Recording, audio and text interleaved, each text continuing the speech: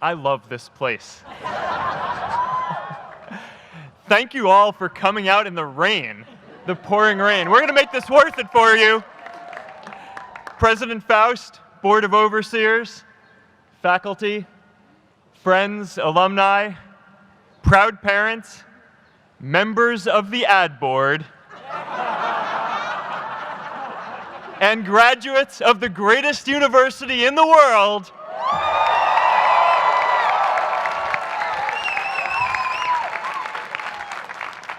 I am honored to be here with you today because, let's face it, you accomplished something I never could. If I get through this speech today, it'll be the first time I actually finish something here at Harvard. Class of 2017, congratulations.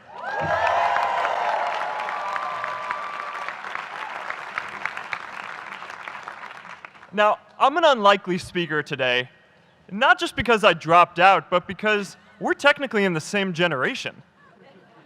We walked this yard less than a decade apart. We studied the same ideas and slept through the same Act 10 lectures. We may have taken different roads to get here, especially if you came all the way from the Quad. But today, I want to share what I've learned about our generation and the world we're all building together. But first, these last couple of days have brought back a lot of good memories. How many of you remember exactly where you were and what you were doing when you got that email telling you got into Harvard?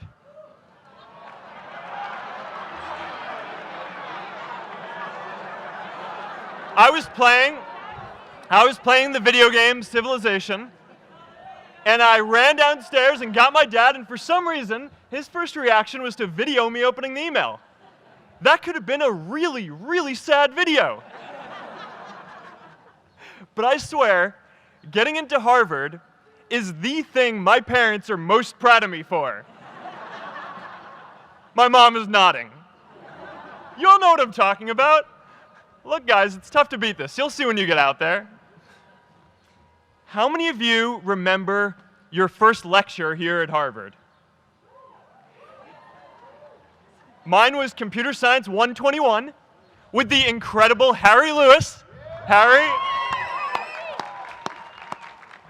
I was running late for class, so I threw on a t-shirt, and I didn't realize until afterwards that I put it on inside out and backwards, and my tag was sticking out the front. I couldn't figure out why no one in class would talk to me. Except for this one guy, KX Jin. He just went with it. We started doing our problem sets together, and now he runs a big part of Facebook. And that, class of 2017, is why you should be nice to people.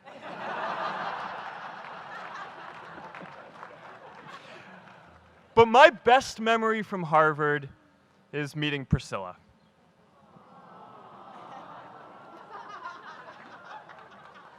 I had just launched this prank website, Face Mash, and the ad board wanted to see me. Everyone thought I was going to get kicked out. My parents drove up here to help me pack my stuff. My friends threw me a going-away party. Who does that? As luck would have it, Priscilla was at that party with her friends, and we met in line for the bathroom in the Foho Bell Tower, and in what must be one of the all-time most romantic lines, I turned to her and said, "I'm getting kicked out in 3 days, so we need to go on a date quickly." Actually, any of you graduating today can use that line. "I'm getting kicked out today. We need to go on a date fast." I didn't end up getting kicked out. I did that to myself. Priscilla and I started dating, and, you know, that movie made it seem like Face Mash was so important to starting Facebook. It wasn't.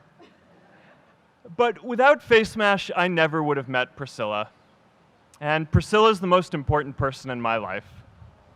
So you could still say it was the most important thing I built in my time here.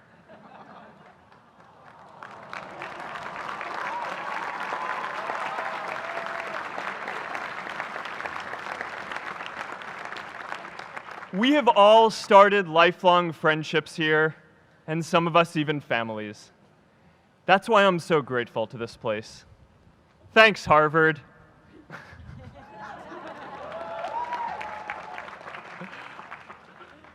Today, I want to talk about purpose. But I'm not here to give you the standard commencement about finding your purpose. We're millennials. We try to do that instinctively. Instead, I'm here to tell you that finding your purpose isn't enough. The challenge for our generation is to create a world where everyone has a sense of purpose. One of my favorite stories is when JFK went to go visit the NASA Space Center, and he saw a janitor holding a broom, and he asked him what he was doing, and the janitor replied, "Mr. President, I'm helping put a man on the moon." Purpose is that feeling that you are a part of something bigger than yourself, that you are needed, and that you have something better ahead to work for. Purpose is what creates true happiness. And you are graduating at a time when this is especially important. When our parents graduated, that sense of purpose reliably came from your job, your church, your community. But today, technology and automation are eliminating many jobs. Membership in a lot of communities has been declining, and a lot of people are feeling disconnected and depressed and are trying to fill a void in their lives. As I've traveled around, I've sat with children in juvenile detention and opioid addicts who've told me that maybe their lives would have turned out differently if they just had something to do, an after-school program or somewhere to go. I've met factory workers who know their old jobs aren't coming back and are just trying to find their path ahead. For our society to keep moving forward, we have a generational challenge to not only create new jobs, but create a renewed sense of purpose. I remember that night I launched Facebook from that little dorm in Kirkland House. I went to Noakes with my friend KX, and I remember telling him clearly that I was excited to help connect the Harvard community, but one day someone would connect the whole world. The thing is, it never even occurred to me that that someone might be us. We were just college kids. We didn't know anything about that. There were all these great big technology companies with all these resources, and I just assumed one of them would do it. But this idea was so clear to us that all people want to connect. So we just kept working on it, day after day after day. And I know that a lot of you are going to have your own stories just like this. A change in the world that seems so clear that you are sure someone else is going to do it. But they're not. You will. But it's not enough to have that purpose yourself. You also have to create a sense of purpose for others. And I found that out the hard way. You see, my hope was never to build a company. I wanted to have an impact. And as all these people started joining us, I just assumed that that's what they wanted to do too. So I never took the time to explain what it was that I hoped we'd build. A couple years in, some big companies wanted to buy us. I didn't want to sell. I wanted to see if we could connect more people. And we were building the first version of Newsfeed at the time, and I thought, if we could just launch this, it could change how we all learn about the world. Nearly everyone else wanted to sell. Without a sense of higher purpose, this was their startup dream come true, and it tore our company apart. After one particularly tense argument, one of my close advisors told me if I didn't agree to sell the company right now, I would regret that decision for the rest of my life. Relationships were so frayed that within a year or so, every single person on our management team was gone. That was my hardest time leading Facebook. I believed in what we were doing, but I felt alone. And worse, it was my fault. I wondered if I was just wrong, an imposter, a 22-year-old kid who had no idea how things actually worked. Now, years later, I understand that is how things work when there's no sense of higher purpose. So it's up to all of us to create it so we can all keep moving forward together. And today, I want to talk about 3 ways that we can create a world where everyone has a sense of purpose. By taking on big, meaningful projects together. By redefining equality so everyone has the freedom to pursue their purpose. And by building community all across the world. So first, let's take on big, meaningful projects. Our generation is going to have to deal with tens of millions of jobs replaced by automation like self-driving cars and trucks. But we have the potential to do so much more than that. Every generation has its defining works. More than 300,000 people worked to put that man on the moon, including that janitor. Millions of volunteers immunized children around the world against polio, and millions of more people built the Hoover Dam and other great projects. And now it's our generation's turn to do great things. Now I know, maybe you're thinking, I don't know how to build a dam. I don't know how to get 1 million people involved in anything. Well, let me tell you a secret. No one does when they begin. Ideas don't come out fully formed. They only become clear as you work on them. You just have to get started. If I had to know everything about connecting people before I got started, I never would have built Facebook. Movies and pop culture just get this all wrong. The idea of a single eureka moment is a dangerous lie. It makes us feel inadequate because we feel like we haven't had ours yet. And it prevents people with seeds of good ideas from ever getting started in the first place. Oh, and you know what else movies get wrong about innovation? No one writes math formulas on glass, okay? All right? That's not a thing, okay?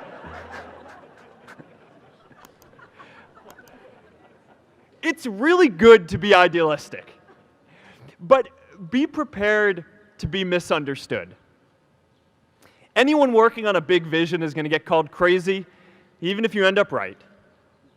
Anyone taking on a complex problem is going to get blamed for not fully understanding it, even though it's impossible to know everything up front.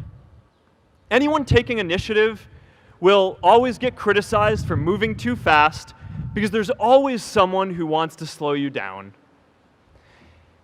In our society, we often don't take on big things because we're so afraid of making mistakes that we ignore all the things wrong today if we do nothing.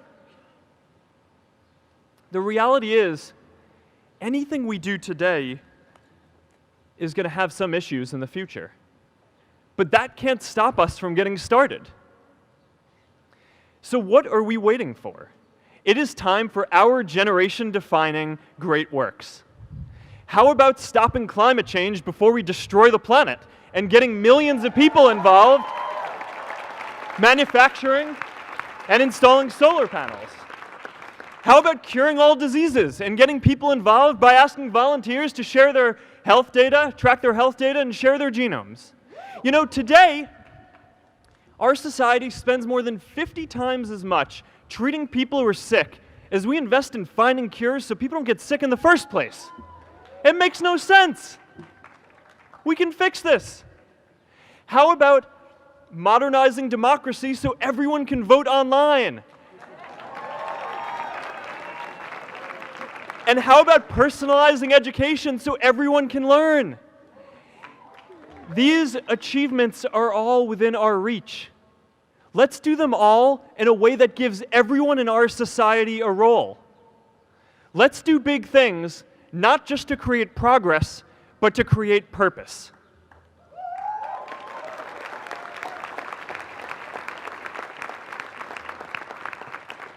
So taking on big, meaningful projects together is the first thing we can do to create a world where everyone has a sense of purpose.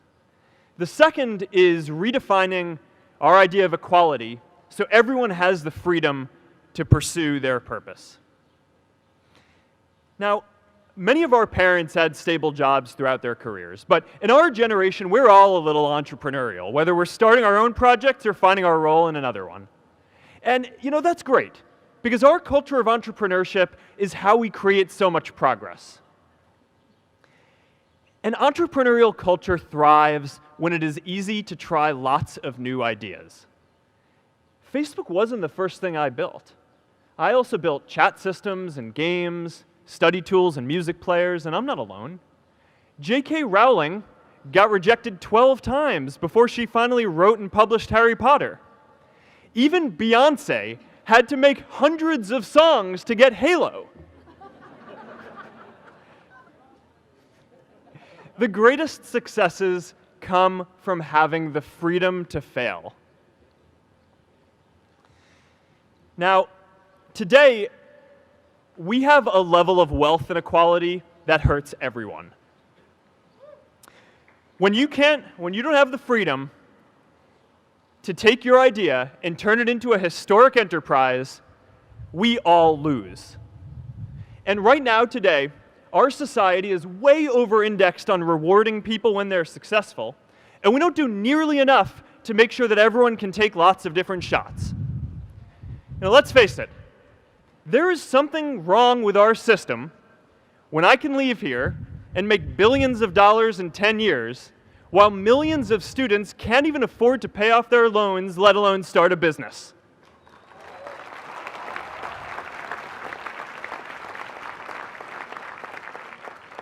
Look, I know a lot of entrepreneurs, and I don't know a single person who gave up on starting a business because they were worried they might not make enough money. But I know too many people who haven't had the chance to pursue their dreams because they didn't have a cushion to fall back on if they failed.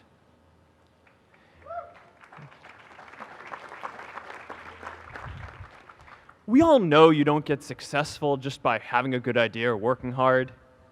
You get successful by being lucky too. If I had to support my family growing up instead of having the time to learn how to code, if I didn't know that I was going to be fine if Facebook didn't work out, then I wouldn't be standing up here today. And if we're honest, we all know how much luck we've had to get to this point in our lives.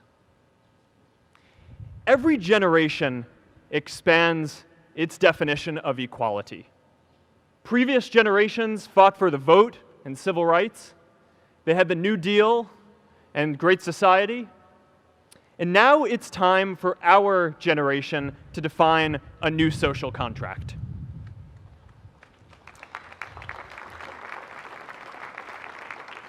We should have a society that measures progress not just by economic metrics like GDP, but by how many of us have a role we find meaningful. We should explore ideas like universal basic income to make sure that everyone has a cushion to try new ideas. We're all going to change jobs and roles many times, so we need affordable childcare to get to work and healthcare that's not tied to just one employer. And we're all going to make mistakes. So we need a society that's less focused on locking us up and stigmatizing us when we do. And as our technology keeps on evolving, we need a society that is more focused on providing continuous education through our lives.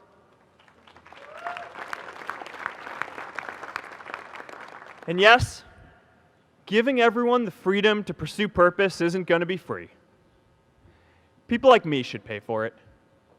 And a lot of you are going to do really well, and you should too.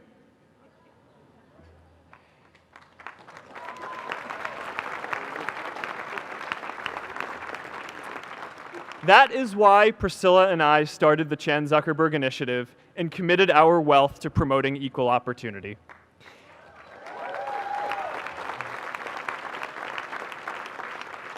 These are the values of our whole generation.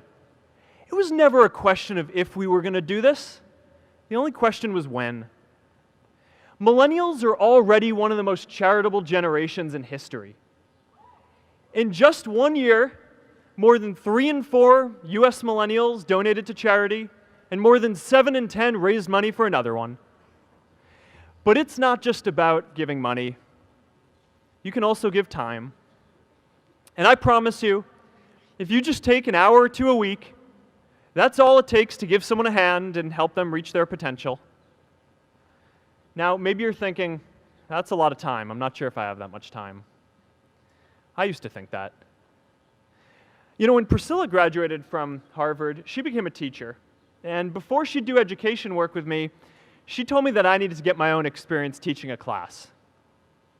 At first I complained. I said, I'm kind of busy. I'm running this company. But she insisted.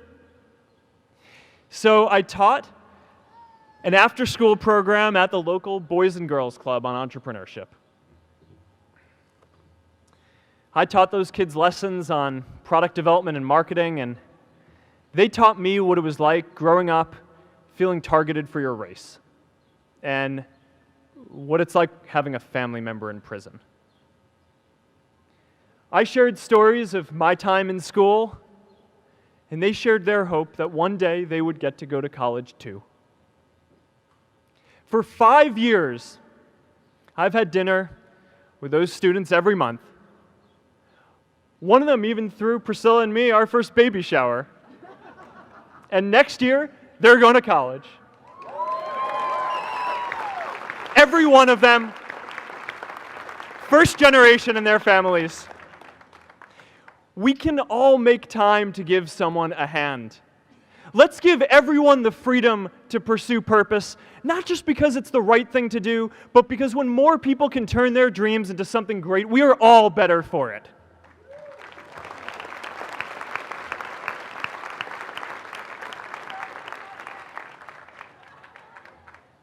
Purpose doesn't only come from work. The third way we can create a sense of purpose for everyone is by building community. And in our generation, when we say purpose for everyone, we mean everyone in the world. Now, quick show of hands. How many of you here are from another country? All right, now keep your hands up. How many of you are friends with one of these folks? Now we're talking. See, we have grown up connected.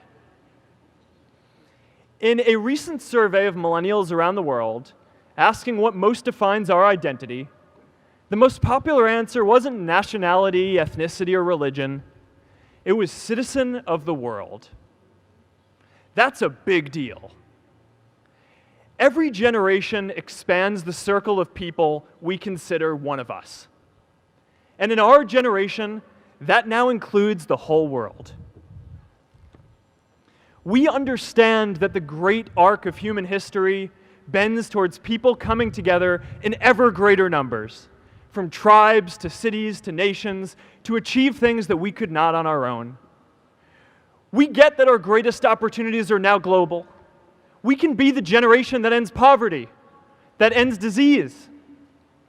And we get that our greatest challenges need global responses too.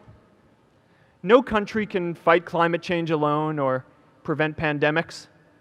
Progress now requires coming together, not just as cities or nations, but also as a global community.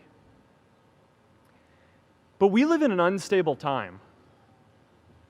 There are people left behind by globalization across the whole world. And it's tough to care about people in other places when we don't first feel good about our lives here at home.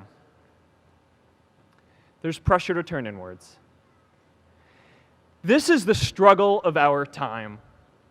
The forces of freedom, openness, and global community against the forces of authoritarianism, isolationism, and nationalism. Forces for the flow of knowledge, trade, and immigration against those who would slow them down. This is not a battle of nations. It is a battle of ideas. There are people in every country for more global connection, and there are good people against it. And this isn't going to be decided at the UN either. It's going to happen at the local level when enough of us feel a sense of purpose and stability in our own lives that we can start to open up and care about everyone else too. And the best way to do that is to start building local communities right now.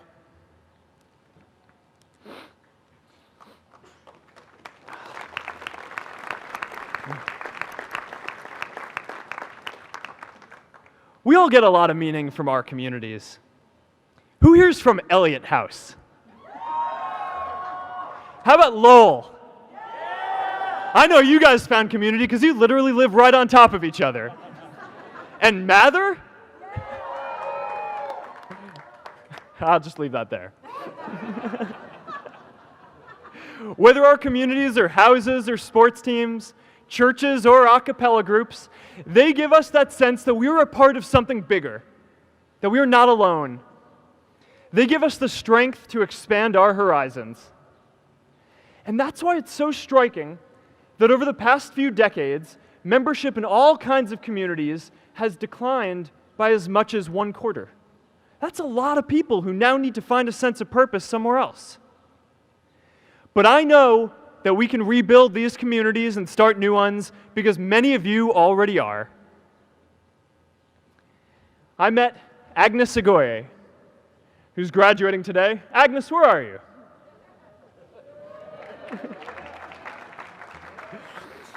Agnes spent her childhood navigating conflict zones with human trafficking in Uganda, and now she's trained thousands of law enforcement officials to keep communities safe.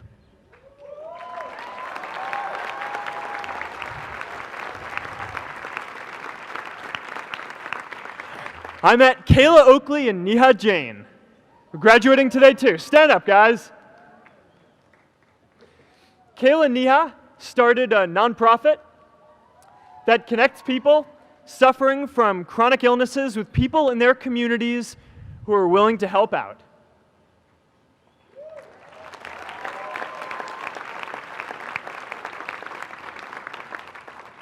And I met David Razu Aznar, who's graduating from the Kennedy School today. David, stand up. David is a former city councilor who fought to make Mexico City the first Latin American city to pass marriage equality, even before San Francisco.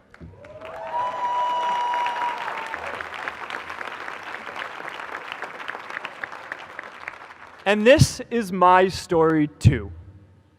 A student in a dorm, connecting one community at a time, and keeping at it until one day we can connect the whole world. Change starts local.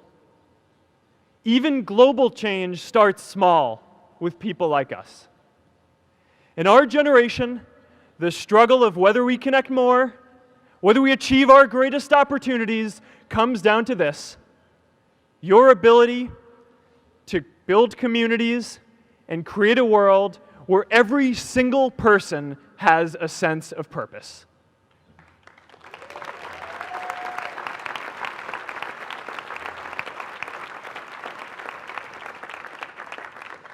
Class of 2017, you are graduating into a world that needs purpose, and it's up to you to create it. Now, maybe you're asking yourself, can I really do this? Well, remember when I told you about that class I taught at the Boys and Girls Club? One day after class, I was talking to my students about going to college, and one of my top students raised his hand and said that he wasn't sure he could go to college because he's undocumented. He wasn't sure if they'd take him. Last year, I took him out to breakfast for his birthday, and I wanted to get him a gift, so I asked him what he wanted, and he just started talking about struggles that he saw other students in his class facing, and finally said, I'd really just like a book on social justice. I was blown away. Here is a young guy who has every reason to be cynical. He wasn't sure if the country he calls home, the only one he's known, was going to deny him his dream of going to college. But he wasn't feeling sorry for himself. He wasn't even thinking of himself. He has a greater sense of purpose, and he's going to bring people along with him. It says something about our situation today that I can't even say his name because I don't want to put him at risk.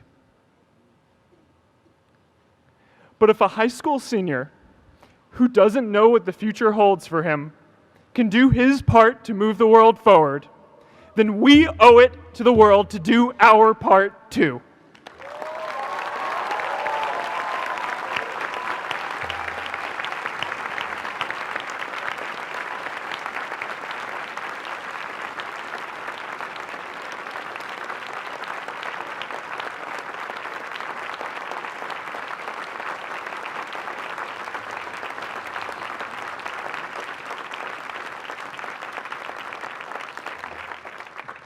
So before you walk out those gates one last time, and as we sit here in front of Memorial Church, I'm reminded of a prayer, Mishaberach, that I say whenever I face a big challenge, that I sing to my daughter, thinking of her future when I tuck her in at night.